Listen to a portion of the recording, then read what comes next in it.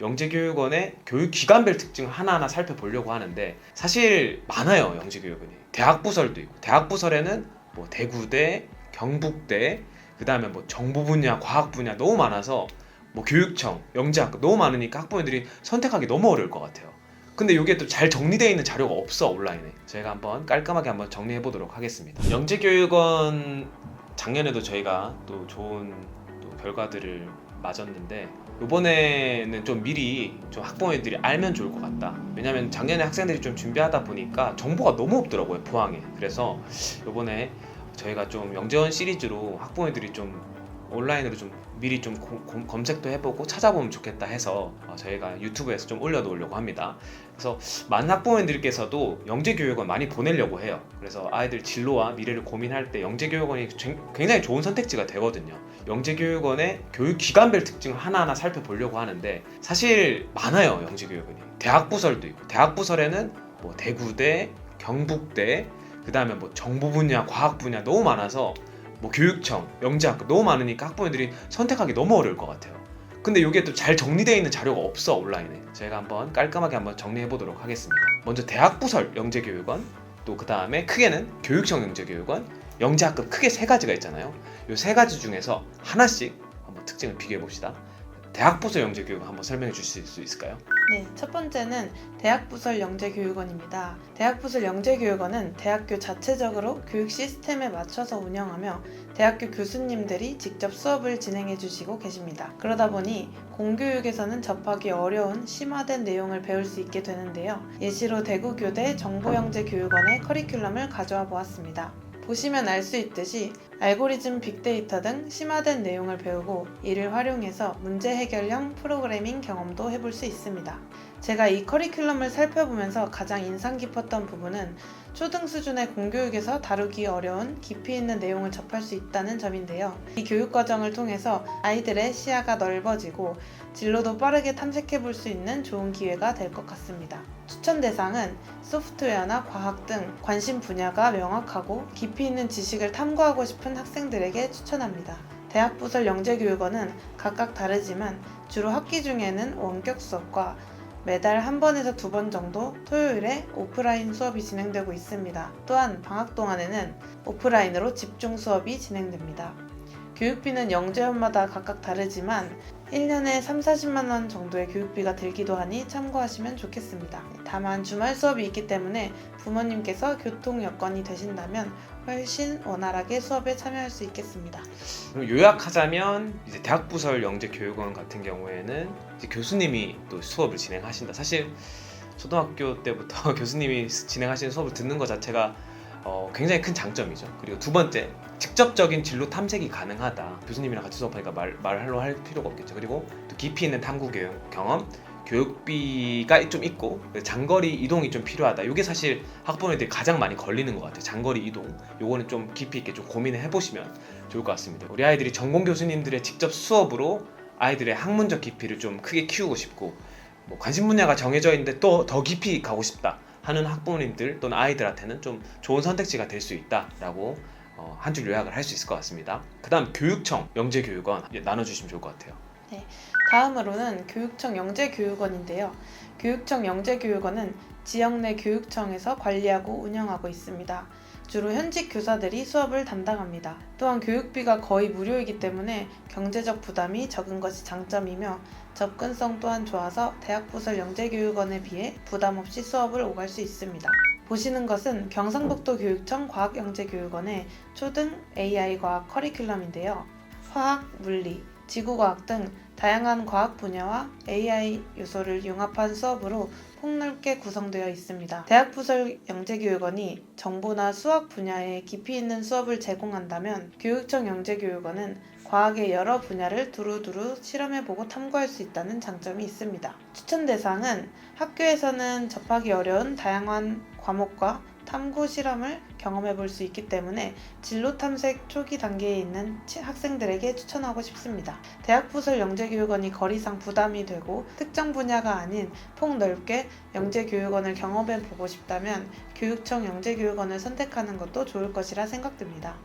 교육청 영재교육원은 또 크게 두 가지가 있잖아요. 첫 번째는 교육지원청 영재교육원, 그래서 뭐 포항시 영재원이나 또 구미시 영재원이 있고, 그다음 시도교육청이 있는데 요거는 경상북도 교육청 영재원이 또 있습니다. 위에 두 가지 영재원 중 시도교육청 영재원에 해당하는 경상북도 교육청 영재교육원은 2차 교육기관이잖아요. 그래서 1차 교육기관을 수료한 학생들만 지원이 가능합니다. 그래서 요거 잊으시면 안 되고, 경상북도 교육청은 1차 교육기관을 수료해야만 지원이 가능하고, 경쟁률 또한 교육지원청 영재교육원에 비해서 좀 높은 편입니다. 그래서 먼저 1차 영재교육기관을 먼저 수료하고 이제 도교육청 영재원을 지원을 해야 된다는 거 꼭 잊지 마시고. 자, 1차 영재교육기관이 뭐죠?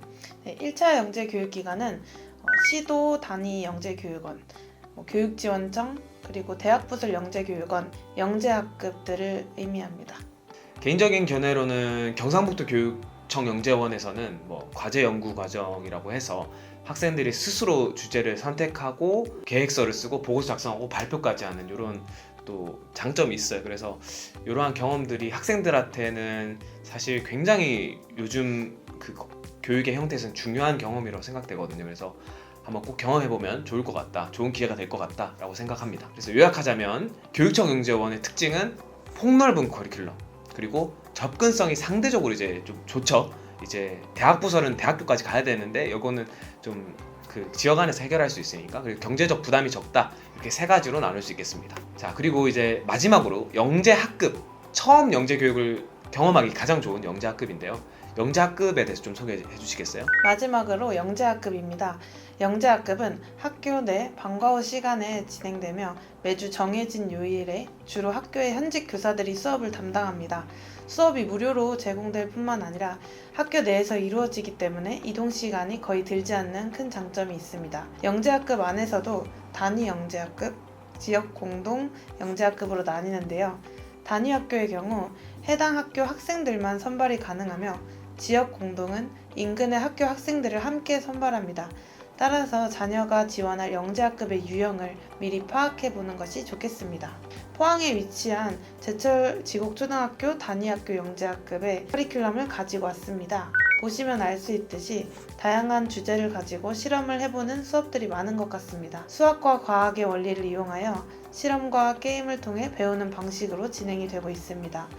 따라서 영재교육에 처음 도전하는 학생들에게 좋은 시작점이 될 수 있을 것 같습니다. 또한 지원할 때 경쟁률도 대학부설, 교육청 영재원에 비해서 상대적으로 낮기 때문에 부담 없이 시작해 볼 수 있는 기회라고 생각합니다. 추천 대상은 아직 자녀가 어느 분야에 관심 있는지 모르겠거나 영재교육을 처음 접해보는 단계에 있는 학생들을 추천합니다. 그러면 요약하면 영재학급 같은 경우에는 이제 좀 쉽게 얘기하면 가장 도전해보고 싶다, 이렇게 할 수 있을 것 같고, 난이도가 쉽다.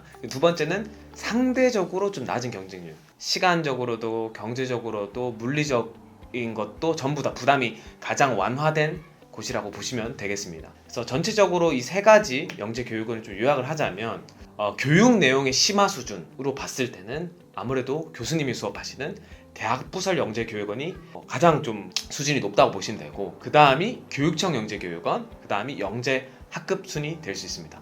두 번째는 접근성. 네, 당연히 이제 뭐 대학부설 같은 경우에는 물론 이제 뭐 대구에 있는 분들은 좀 수월할 수 있겠지만 저희는 포항이잖아요. 그래서 대학부설 영재교육원이 이제 대구에 많이 위치해 있으니까 좀 멀고, 그 다음이 교육청 영재교육원, 그 다음이 영재학급, 이렇게 순으로 된다고 보시면 되고요. 자, 마지막으로 중요한 시험 난이도 그리고 지원 경쟁률 측면인데요. 요거는 이제 일반적으로 대학부설 교육청마다 조금 다를 수 있어요. 그래서 한 번에 포괄해 설명하기 좀 어려울 수 있는데, 저희 학원에서 준비를 해봤을 때는 정보 분야가 좀 상대적으로 좀 쉬운 편이고 과학 분야는 조금 더 어려운 편인 것 같고요. 물론 이제 학원에서 준비를 하니까 그런 거겠죠.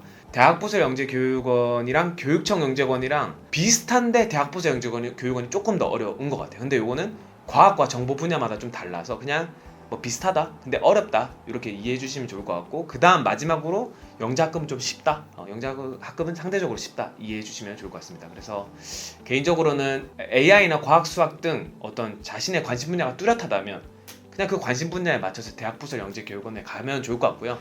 처음 영재교육원을 경험해보는 학생이라면 영재학급이나 교육지원청 영재교육원에서 시작해보는 것을 추천드립니다. 그래서 어느 영재교육원이 최고다라고 말하기는 좀 어려운 것 같아요. 학생들마다의 그런 상황에 맞춰서 선택을 하는 걸 학부모들이 좀 도와주셔야 될 것 같고, 근데 이제 각 기관의 특징이 좀 뚜렷하니까 이제 자녀의 관심 분야와 성향에 맞춰서 좀 선택하시는 것이 중요할 것 같습니다. 그래서 이제 뭐 한번 이 영상을 좀 보시고 학생들 뭐 하나만 하는 게 아니잖아요. 뭐 4학년 때 하고 5학년 때 하고 6학년 때 하고 순차적으로 해볼 수도 있으니까 하나씩 경험해 보는 게 제가 생각했을 때는 가장 좋지 않나라고 좀 생각을 하는 것 같습니다. 네, 그래서 저희 학원에서도 이제 영재교육원 준비를 하죠. 그래서 8월 또는 7월부터 이제 준비를 하거나 아니면 9월부터, 아직 올해는 어떻게 될지 결정이 나진 않았는데 학원에서 좀 준비를 같이 하니까 하면은 수월하게, 좀 상대적으로 수월하게 합격을 할 수 있을 것 같아요. 작년에 어떻게 됐었죠? 저희 작년에는 90% 이상의 학생들이 다 합격을 했습니다. 집에서 준비하는 게 어려우시다고 한다면 저희 학원을 통해서도 준비를 할 수 있으니까 한번 아이들 교육 진로 방향 잡으실 때 고려를 해보시면 좋을 것 같습니다.